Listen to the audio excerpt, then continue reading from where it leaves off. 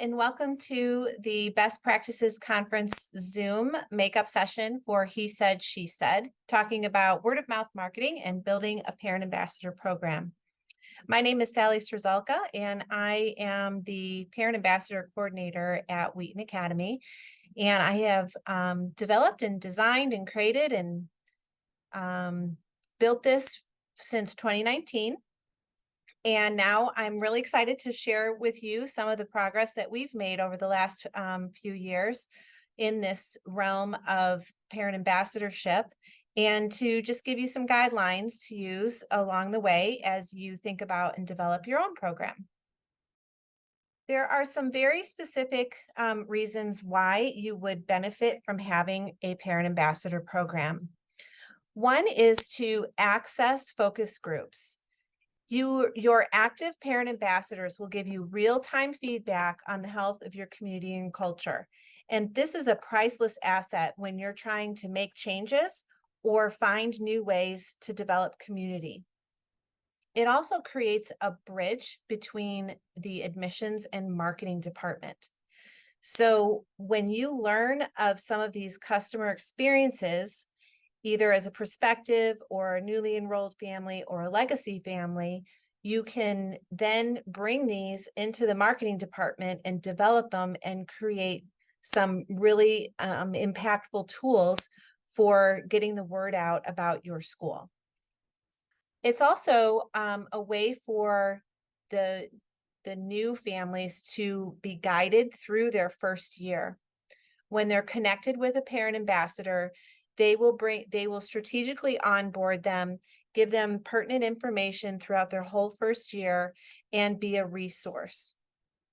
That's especially important when you're in a community where some of your feeder schools have families who have been together since kindergarten, and then you have outsiders who move from out of state or come from some of the public schools and come into the community. It's a little bit harder to break through. And so a program like this really creates a wonderful synergy between those two communities and connecting them together. Parent ambassadors will also promote your school mission and brand. They also recognize satisfied customers and bring that information to you.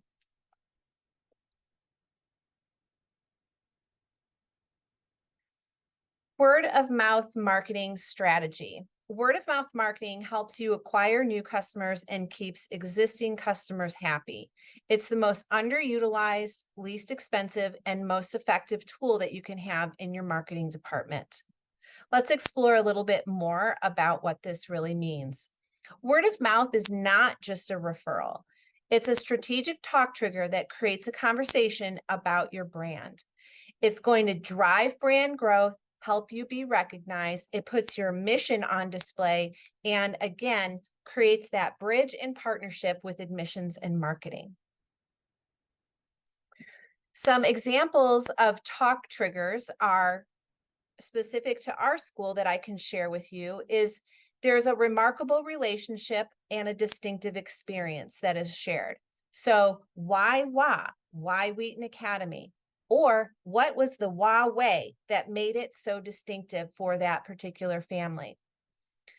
Our parent ambassadors are asked to figure out, why did you choose Wheaton Academy? What is your why WA? Spotlight in 2 sentences why your family chose our school. Who impacted your student? Who made the impact? Was it a teacher, a coach, staff, co-curricular leader? Highlight any relationship that was influential and identify what distinctive experience at the school that the family has had that really made a difference.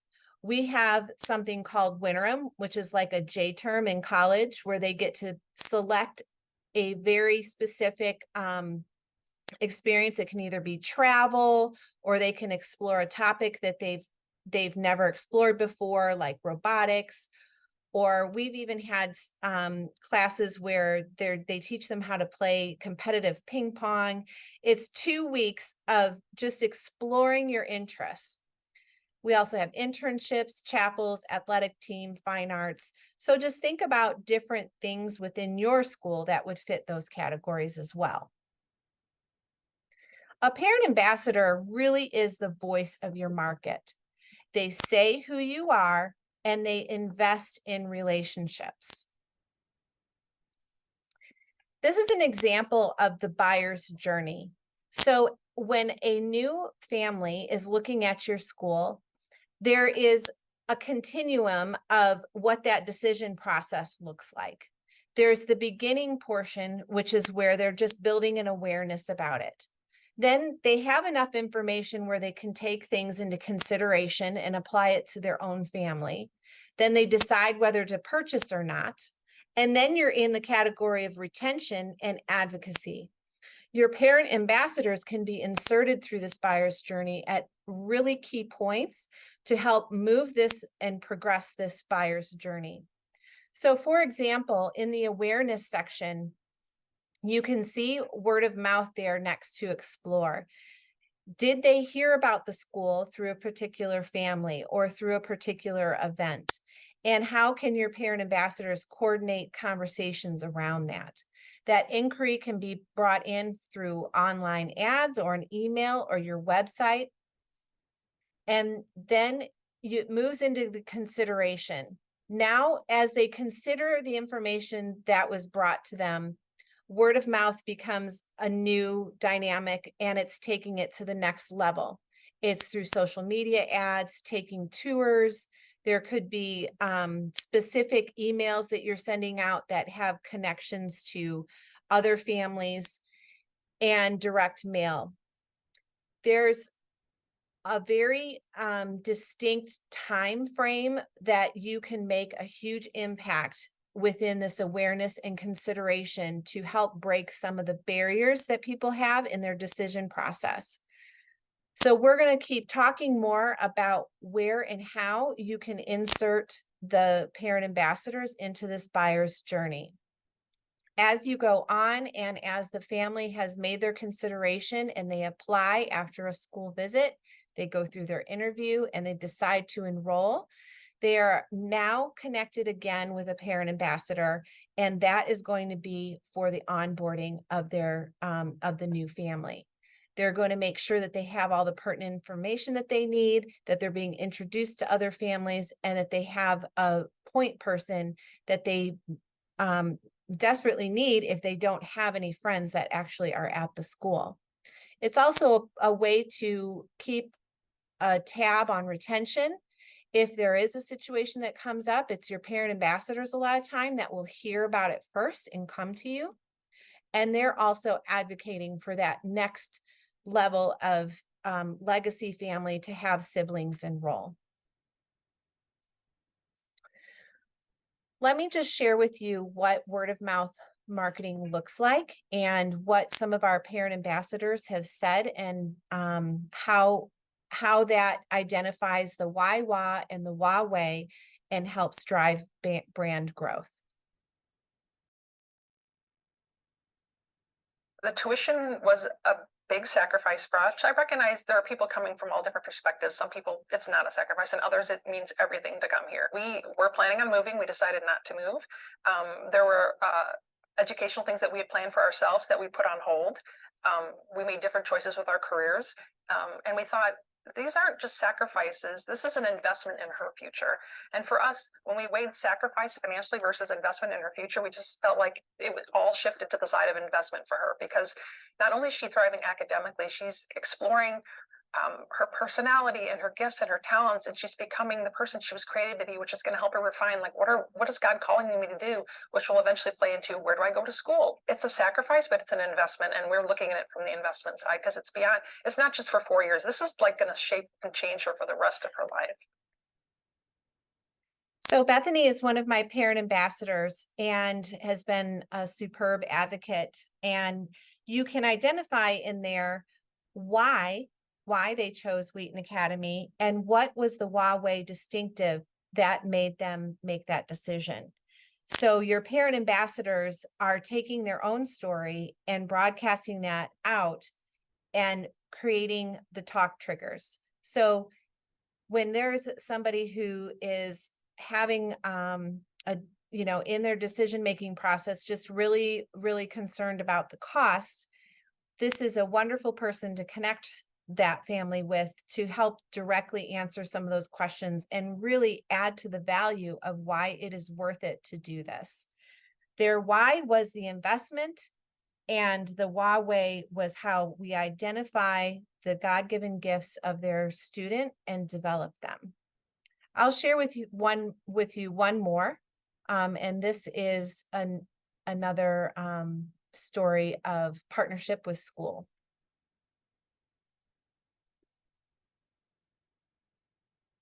I think the reason why we felt like it was worth it was it was our desire to come to a place where we felt like our kids would be nurtured instead of it just being in a place where it was almost like you were a number. You're here, we're going to teach you, and you're going to move on. It was much more cooperative in the effort to, hey, you're in my class, which means that I care about you and I want to see you succeed. So let's figure this out together. That type of environment combined with the faith element, it made it not seem like much of a sacrifice. So you can hear the why in his story, that their student was nurtured and not a number. And the why way, the distinctive, was how personally their student is cared for and partnered with in leadership and in teaching to develop that in their student. All right, let me get us back onto there we go. Okay. So who are parent ambassadors? Parent ambassadors are happy, motivated parents in your school community. They're the kind of people who are active outside of just school. They have other things that they participate in, either in church, or they're on a league, or they have a business. They're very outgoing and they're available and they're good communicators. You need to invite and explain the program clearly to potential parent ambassadors. Identify key demographics of parents that you want to be represented. So we have a great cross-section of parents who came from the public school, parents who came from private school. We have parents who drive far. We have parents who live across the street. And we have parents whose students are strictly involved, like in fine arts. Some are strictly involved in sports. Some have a combination. You really want to look at the cross section of your school and try to have somebody from each of those different areas so that you can connect them with the right people when these new families become enrolled. I work directly with admissions to identify top candidates for our parent ambassadors. And I also run those names up the chain and talk about that with leadership. I want them to be aware of who some of the brand ambassadors we are advocating for. And also, you look at what kind of availability parents have. Are they a working parent? Are they a stay-at-home parent? I have all of that. I have some who are stay-at-home. I have some dads who are super involved, and I have working parents. It really will benefit you to create a program that allows for some flexibility for all these different types of people to be involved and feel like they can do something at even a minimum level.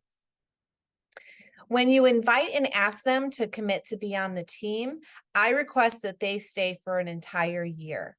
The reason is because you really are wanting them to follow that newly enrolled family through their entire first year. And if they're only going to be there for the first few weeks and then they have to drop out, it's not going to really be what your program is designed for. I have approximately 40 parent ambassadors who had no problem committing to this. So I don't want you to be intimidated by that. It's all in how you present your program. Choose parents who know their story. Those two that I shared with you, they knew their story. They know it, they live it, and they're willing to tell it. You can identify those people and recognize them in your community. And those are some of your brighter stars. You also want to ask potential parent ambassadors who can actually reach individuals at various entry points, whether they're an inquiry, a freshman, or a transfer, that they can speak to those experiences. So like I mentioned, having a family who's been through a transfer be a parent ambassador is very beneficial because they've lived through that experience and have some certain ideas of ways to help and tips that maybe others wouldn't. So can they walk in the shoes of that new family or student? Who will be your coordinator? So I divided this up into two options because I do realize that this is not always something that is available in everyone's budget, but I would encourage you to start somewhere. And if it means you're starting just on a volunteer basis, that is still gonna be worth it. So, for example, when I first started, I was 15 hours a week for that first year. And all I did is focus on building the program, creating a training manual, recruiting parent ambassadors, listening to what the needs of the community were. This was a vital time of development and a key strategy for a successful program. My hours increased each year according to the growth and demand of the program. So this really is customizable to whatever you desire, whether you want a small, a moderate, or a large size program. If you do this, I would recommend that you're not doing it from another role. For example, if you are a principal, if you're the head of school, if you're the director of enrollment, if you're the marketing director, it is going to be very difficult for you to manage this because it truly is a very specific task to find the information that you need to build the right program for your school. So a dedicated person with an allotted amount of time is going to give you the greatest outcome in the end. Now, you could do this from a volunteer base. You could find an all-star parent who's willing to donate their time. Let them create the parameter of what that looks like, whether it's 10 hours a week or 40 hours in 1 month, depending on whatever they want, they can do it. Let them design their time around it. You could have one person do it. You could have a group come together.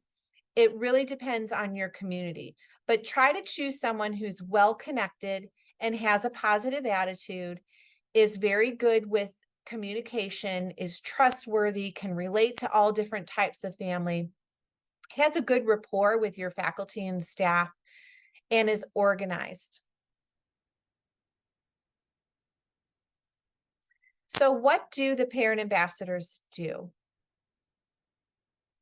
Parent ambassadors promote during the inquiry portion of the enrollment funnel, and they guide upon enrollment. So during that inquiry phase, they're really building brand awareness.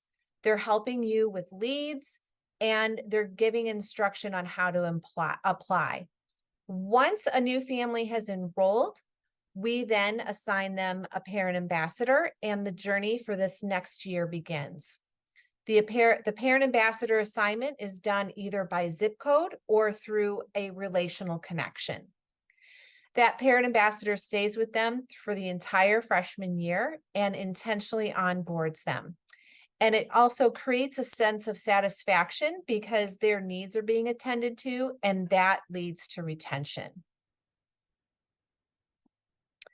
Understanding the psychology of the enrollment funnel will really help you identify the areas that you need to concentrate on the most. So this wonderful diagram shows you what it looks like from an emotional and an informational perspective of what it means to go through an admissions cycle. So as the brand is being introduced, there's an awareness. Somebody who may have never heard about Wheaton Academy hears about it. So this has happened to actually one of my parent ambassadors lives 2 miles down the road, and she had no idea that Wheaton Academy existed, even though it was only 2 miles from her house, until she ran into somebody in her neighborhood who was sharing a story about their student. And she was so impressed by the situation that she asked, well, where do they go to school? And when they told them and realized it was only 2 miles down the street, it was this wild awareness. So you just never know. So there was a very emotional interaction there in the very beginning. And then she stepped into that inquiry phase where she was asking questions. She wanted to know where it was. She wanted to go visit campus. She wanted to learn more and more and more. As time went on, that emotional response turned into an informational interaction. So as they were collecting the data and getting all the information and coming to campus, getting materials and marketing pieces, that information led to the solidification of their application. And then it turns into another emotional ride. Anyone who's had a child go through this, whether from a lower school, private school admission, or my most recent experiences have been through college. I have 3 college age children, and it's a ride.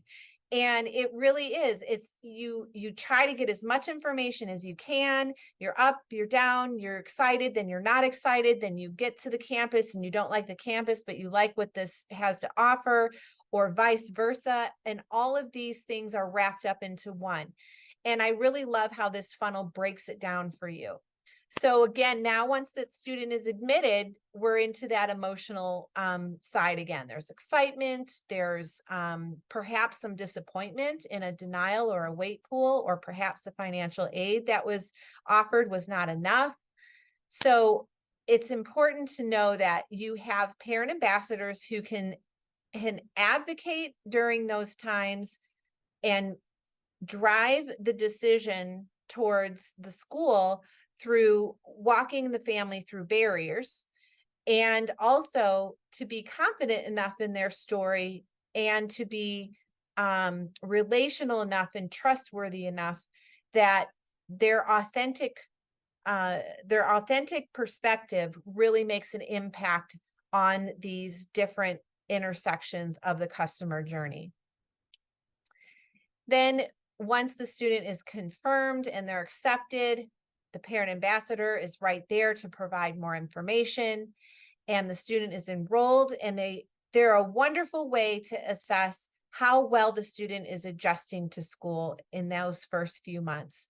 Is the family getting connected? Is the student understanding where their classes are? Are they making friends? Are they, do they realize that there are co-curriculars available to them, and really making sure that they get plugged in properly? And then those connections are made, those emotional ties are created. I have parent ambassadors whose students graduated and they don't want to stop being a parent ambassador. And they have found different ways to stay plugged into the community, and they have created these special ties with our school. So I encourage you to look through what your community looks like in those different areas of the enrollment funnel. What are the distinct responsibilities of our parent ambassadors? There's two ways that our parent ambassadors are expected to interact with our community. One is through the networking, and one is through the onboarding. Networking means meeting with prospective families. So in our admissions, we have people who request to meet with a parent ambassador. And sometimes this is just a really great soft entry point because they're not really meeting the admissions people who can be like the car salesman that they don't necessarily want to hear from yet, but they hear directly from the customer, which then informs them to take the next step. So we have formalized opportunities available for families to meet with a parent ambassador before they ever come meet with us. And I've had them even meet them off campus. I've had them come and meet on campus, kind of in a scheduled routine. I have like blocks of time each week that somebody can sign up for a parent ambassador slot. Or if they don't want to meet on campus, then I have organized opportunities for them to meet in a coffee shop, wherever they're, whatever region that they live in. And then the parent ambassador meets them out there.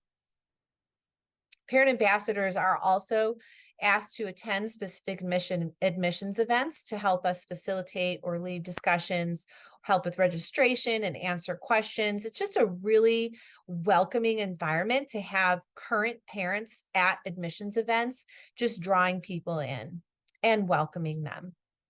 We have some of our parent ambassadors love to do tours, and they walk them around campus and give them some specific facts about our school.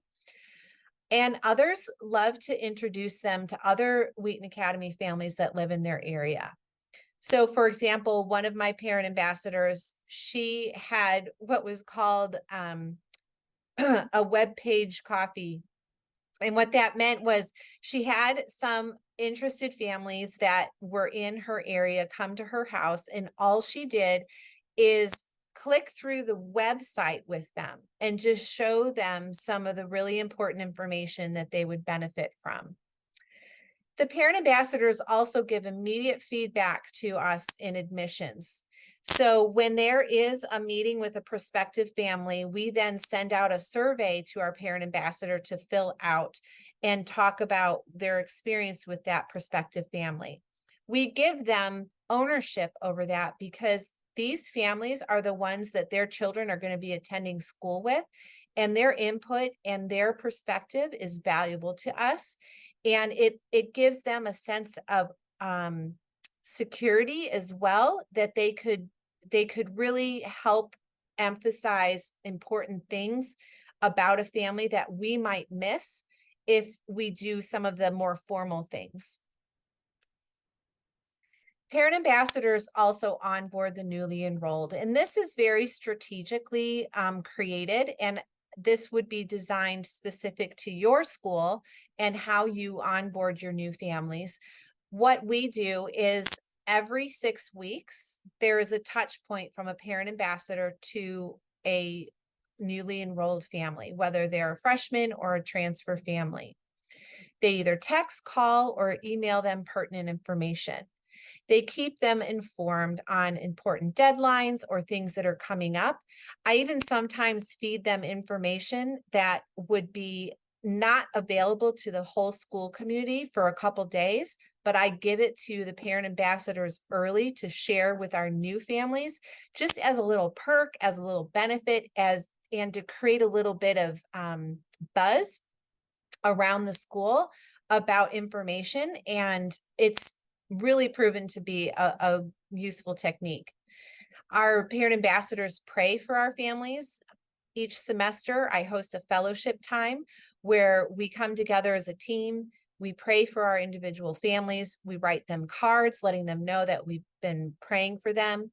And if there's anything that they would need throughout the year to be prayed for, to just reach out to us. We also have a relationship with our Moms in Prayer, which is a group of moms who host different times for all the entire school community to come together and pray. And we collaborate and coordinate with them as well.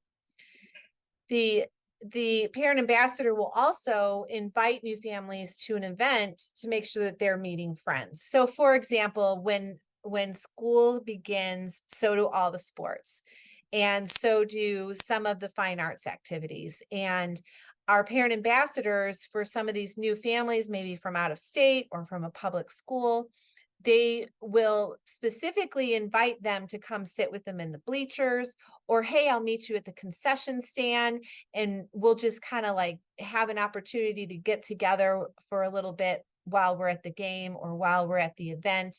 And it's a nice handoff into the community and allows them to be like, hey, let me introduce you to this family who's here. And it just creates this wonderful energy and flow.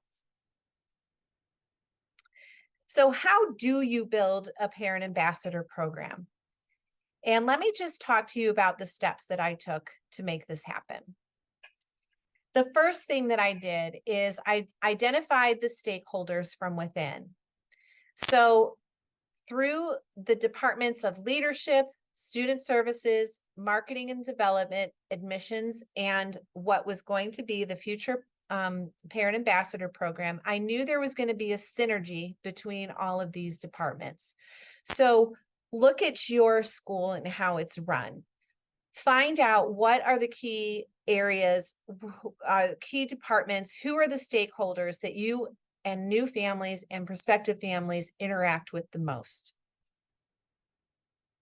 Once you build out that list, take them through these questions.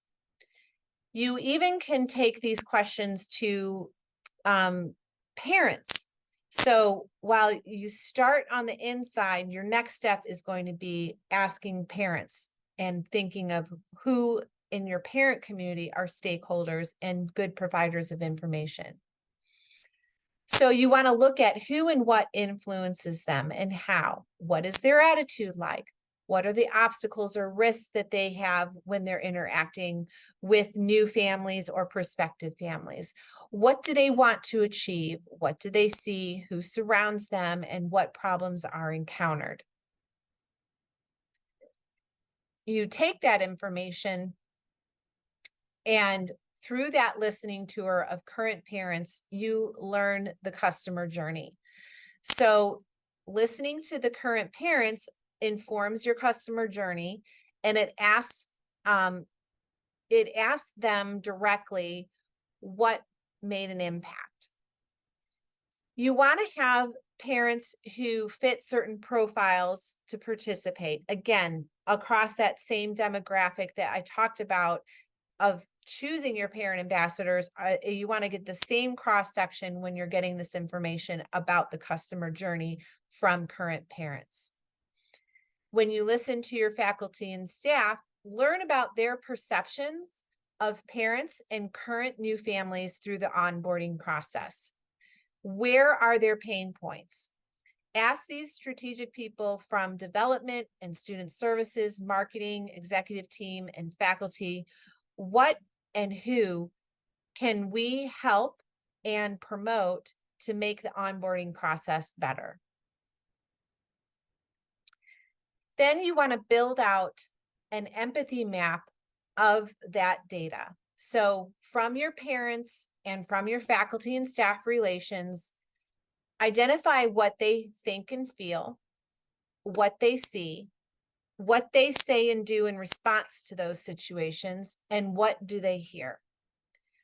You can then find common patterns in those two areas of data, and you can learn what you want to gain from that. You can see where there's wants, where there's needs. You can measure the success of things that you're already doing. You also can find new pain points. You can find fears and frustrations. You can identify obstacles. So, for example, we in the very beginning identified that there was this pain point with our website. There was a lot of confusion within our current parent population of how to find information that was relevant to them once they enrolled. Prospective families had no problem finding what they needed and felt very well informed, but the current family, once they were enrolled, felt like they were mining for gold for information. So this was a really informative thing that we identified and we were able to correct. But this is just an example to you about things that you might find that you had no idea. We had a whole section for families on our website, but what wasn't done was the instruction of how to get there and how to find the information that they need. And parent ambassadors came in beautifully into that gap and really changed the course of that pain point. So analyze the data, collect success stories, solicit for helpful feedback, identify the patterns, solidify repeatable activities, clarify new initiatives, find a building block for problem solving, identify complementary activities. So for example, there were things that we were doing in admissions that student services was doing as well. If we just joined together and created one communication, we had a much bigger impact on our newly enrolled families. So that's where we strategized and found ways to collaborate with other departments. And I'm sure you can relate to that very specifically and are already thinking of some ways that you could do that. So how do you then plan for growth? Because initially I started out with 10 parent ambassadors and they basically were just my good friends. I'm like, hey, you guys want to be some guinea pigs and try this new program out and see how it goes? And then it grew and grew and grew. And I'm up to 40 parent ambassadors and graduates who don't want to leave. So you want to think ahead that once you have the foundation of your program, based on your individualized and customizable ways, identify what to continue, identify what to add, identify what to delete, and then dedicate about 3 months to accomplish a timeline for activities that parent ambassadors can do and chart out each month what that looks like.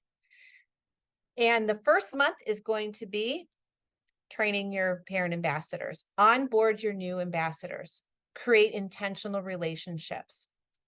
So based on your data analysis, understand the why, the who, the what, and the how of what you've developed. I met with those brand new parent ambassadors routinely in the first few months. I had anywhere from once a month to every other week. I was getting together with them and asking what their experience is like as they reach out to families, what is helpful, what isn't helpful, is there anything that we should add, is there anything that we should delete, is there anything we're doing well?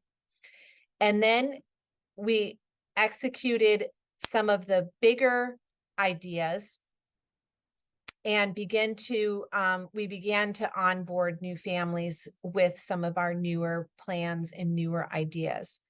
So I give you this advice because it isn't exactly going to be a fully built plane when you take flight. There is a little bit of building the plane as you fly, but if you have as much of the structure and the foundation of what you need to be to take flight well, then add as you go. And just don't try to do everything all at once. And don't try to add this on to an already big job that you may already have. Make sure you have a dedicated person, whether it's a part-time or a volunteer. So how do you budget for this? What does it really look like?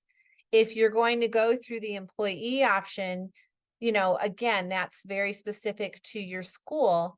But starting out part-time with growth potential, you know, there's always that person that is the star volunteer who's like, I would love to work here. This would be so great. You know, is that person a good fit?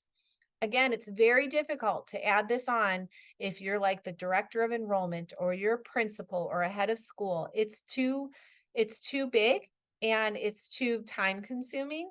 And there's such a huge relational component that it would be a distraction from all the other important work that you're doing. So having an understanding of the program and a desire for what it's to accomplish is really important, but the actual development and execution of it needs to belong to a different individual. You can budget in increments for events or ways to serve a new family. Have an occasional meal for your team.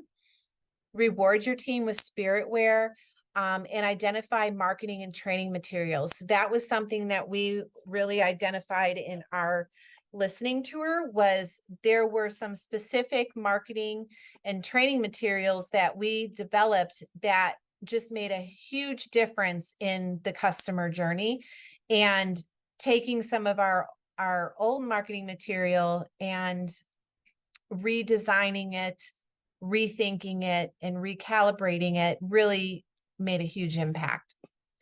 Again, as the volunteer option, you need an allowance for the volunteer to use. There are just some expenses that come along. You know, if they identify the need for a marketing piece, you want to have the budget to be able to do that. It's up to you on how you reward them. Some people give a lunch ticket. Some people give, you know, spiritware. You can be creative in there. Allow them the opportunity to have gatherings for the team and events that will help the advancement of the program, but just understand that they do come with an expense. So even if your budget is $1,000 for the year, just let your volunteer know so they can go, can work accordingly. Consider a co-leader or a shared role that will allow flexibility and maximize the availability of whoever's deciding to do this. But you don't want to miss out on assigning a staff person, either from marketing or admissions, to be a point person. They need to know where they can go to get their questions answered and how to get things moving along.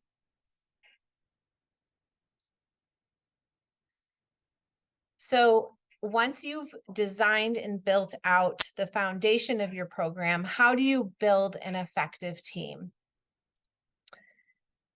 An effective team of parent ambassadors are trained. They are trained well.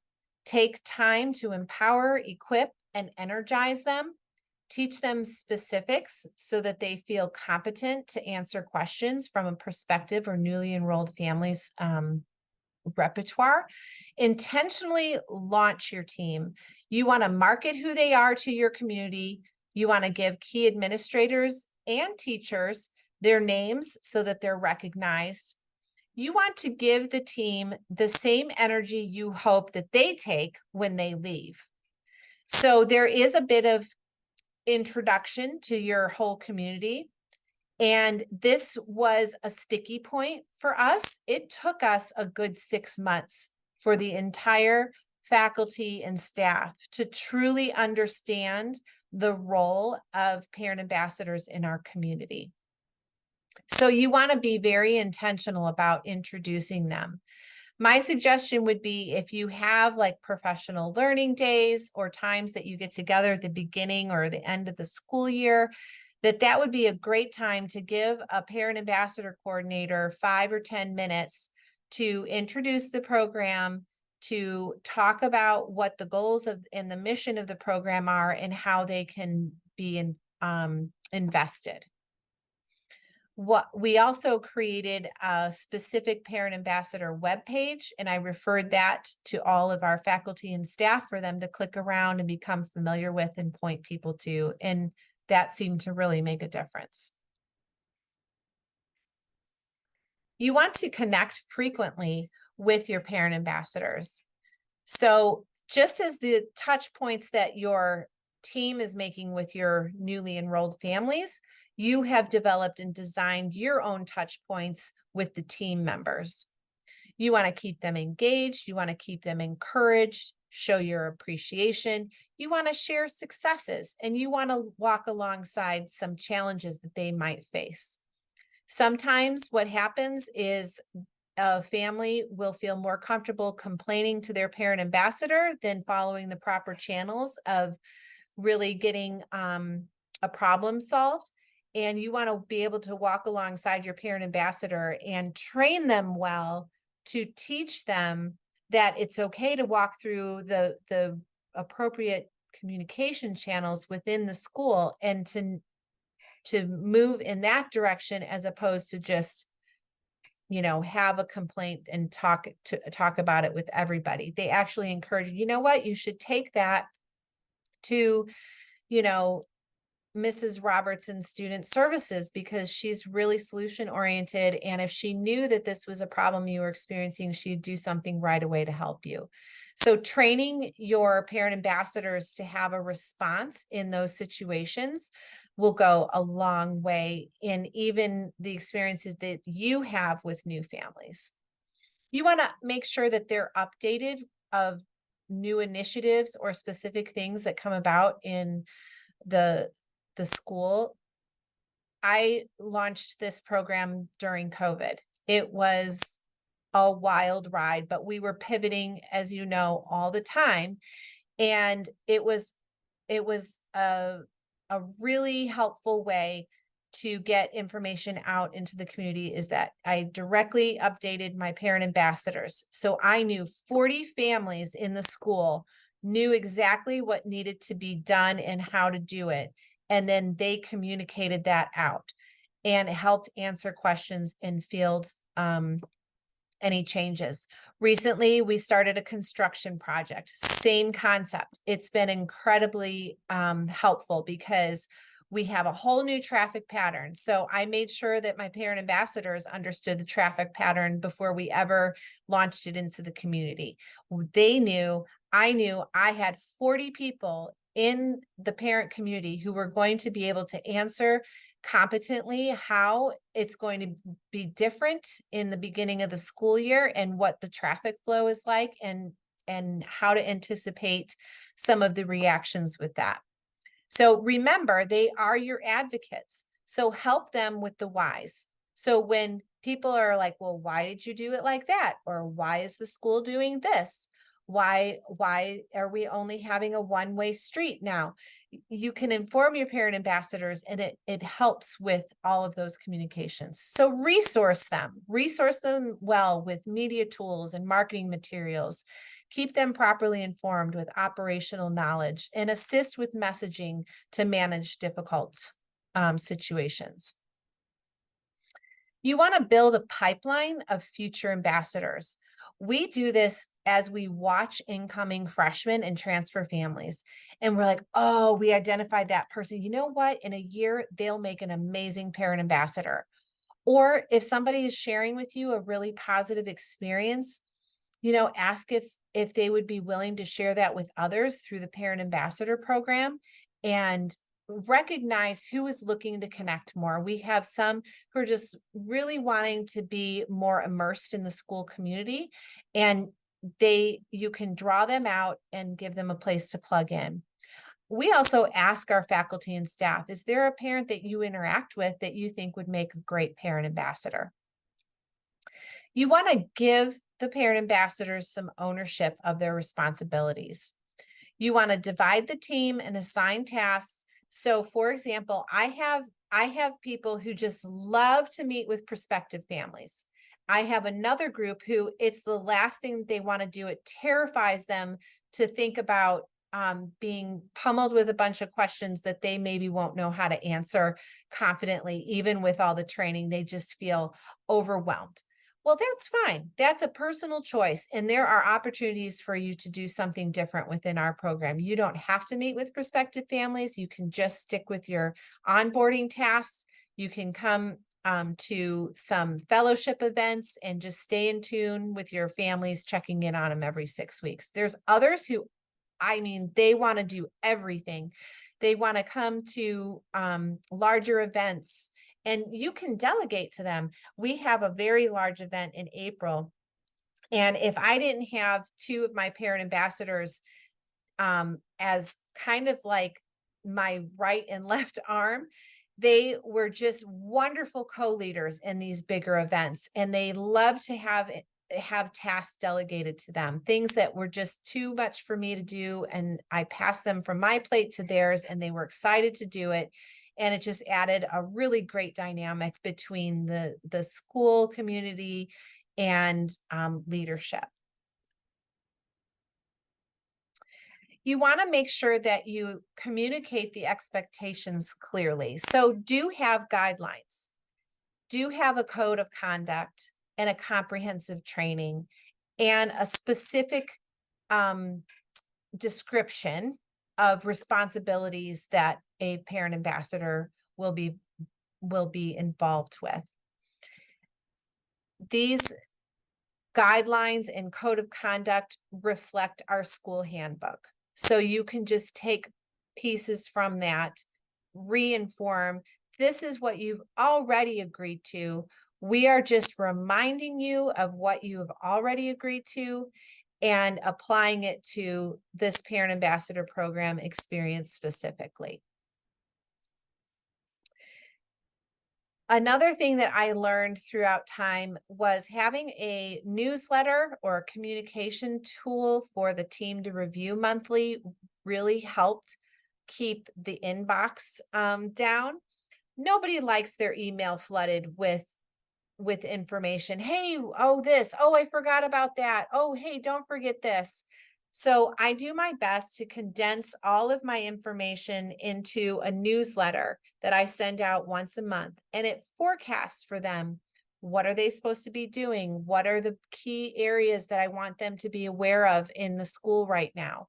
So let me just show you an example. So this is these are just little clips from my newsletter, which I call Amplify. And, I have a to-do list for them. And here are the things I need you to do for your families. Here are things that I need you to do for the team. Here's a back to school checklist as you walk your new family through the first year. In these first couple of weeks, here's a checklist for you to go by, and you will be able to use this as your compass. Here's the construction updates. This is the information that you need to give to all of your new families. We will be sending it out, but you need to have a better understanding of it so you can answer those questions. So this is a way to have all of that clearly communicated. I also provide them with digital resources. So if there are things that I want them to send out to their families, I give them all the links right there. If there's an email, for the sake of consistency and for the conservation of time and for a similar customer experience from a new family's side, I actually create templates for those emails that I have my parent ambassadors send out. I put the template here. They take the template. They can add just something personal to the top to make it a connection for their families. But then everything that's important that I want them to share is right there, and they just press send. So they specifically appreciate that because they're not having to fumble through, what do I need to say? Did I say it the right way? Is this what you want me to do? It's very clear. It's very concise. Here's what I need you to send out, and it's go. I also have what's called press kits. These are what I shared with you on those videos were part of the press kits that I give to my parent ambassadors. I have a web page that has all the different barriers that customers experience from a customer journey perspective and responses to them with specific media pieces. Then I give them the links. All they have to do is cut and paste that into a text or an email to a friend or family member that they're talking with about Wheaton Academy, that maybe they're having a hard time with their decision or they just want more information. It's informational and it's resourceful and it's accessible. You want to make it as easy for them as possible. They shouldn't have to be creating any of this. It should be provided to them, and all they're doing is passing it along and keeping the conversations moving. I also put like save the date. Hey, team, important dates. We need to get together on August 10th because we're going to introduce our new parent ambassadors. And then on the 17th, we have our new parent night. And then on the 22nd is the first day of school. So it just keeps them organized, and then your team is efficient. How do you specifically reward your parent ambassadors? Things that we do that are well received is they love to get spirit wear, whether it's a sweatshirt or a t-shirt. Sometimes I'll just put some surplus that we have out and let them pick from the inventory. We sometimes offer them just gift cards, just as a thank you for taking the time out of your schedule to meet with this family. Thank you for the extra TLC you provided to this newly enrolled family who was feeling really lost. We've given them event tickets to like our play or to a football game. We've comped their tickets, special parking privileges, team lunches, a yard sign, or I write them a personal note. Again, it's like thinking of those same custom, personal, relational things that I want my team to be doing with their families, I am doing with my team. Something that you might wonder is like, how many families do our parent ambassadors have? And they have anywhere from 6 to a dozen families assigned to them. So it just kind of depends on who my parent ambassador is. Some will take as many as I give them. Some are like, you know what, 6 is good. Or, hey, you know what, I want these 4 families. I know each of them, but I'm going to make sure they're taken care of. Great. So again, it's learning your people and applying that to your program. Some of my lessons in this whole build out is there are pirates and there are pitfalls. When I say pirates, I mean protect your team from pirates. Initially, it was really challenging for people to understand the role of parent ambassadors as onboarders and as promoters to prospective families. It just took time and communication. But in that window where there was a gap, they were seen as a pool of volunteers that they could ask to do anything. And that was not the point or purpose of this program. This isn't, you don't look up the names of parent ambassadors and call and ask them to help you cover books or to help you serve at a football game in the concession stand, or just some of these things that dilute the energy of what you're trying to do with your parent ambassador program. They are trained, they are specific, and you need to protect them. They're a treasure to what you're trying to accomplish. It's also the pitfall of the misdirected request or over asking. Keep in mind, parent ambassadors are some of your most satisfied customers, and you want to help keep it that way. On a scale of 0 to 10, 0 being the least satisfied, 10 being the most, my parent ambassadors fall within that 6 to 10 category of satisfied customers. I want to keep them there, or even grow those 6s into 8s or 8s into 10s. And I don't want the experience to be such that they're over asked or they feel like this is too big to take on and that their satisfaction goes down. So it's very important to be intentional about that and recognize your customer satisfaction across the board. So that really concludes the piece and portion of the why, the what, the who, and the how of word of mouth marketing and the parent ambassador program. What I have in the appendix and some frequently asked questions are just some of the resources that I used. And I will be sending you a PDF of this PowerPoint so that you have the information that you need. And just because there's not a full class of people, I just collected some questions that commonly were asked to me. And that was, what have you learned that doesn't work for the program. And that is that some of the people that you ask to be parent ambassadors can create their own platform and promote their own agenda. So you want to prevent that by having those guidelines and code of conduct and your training. All of that will help navigate a situation like that. It creates the expectations and just eliminates some of the pitfalls that I was talking about, because I stepped into them. If you have a parent ambassador who really feels like they can no longer commit to the tasks at hand, give them the freedom to just not be a parent ambassador anymore. Some people feel so obligated and stressed. I would rather have them step down than feel that way. I want them to actually just engage with the program for what it is and enjoy themselves. I've also learned that some parent ambassadors feel like they must be 100% satisfied at all times in order to be a good advocate.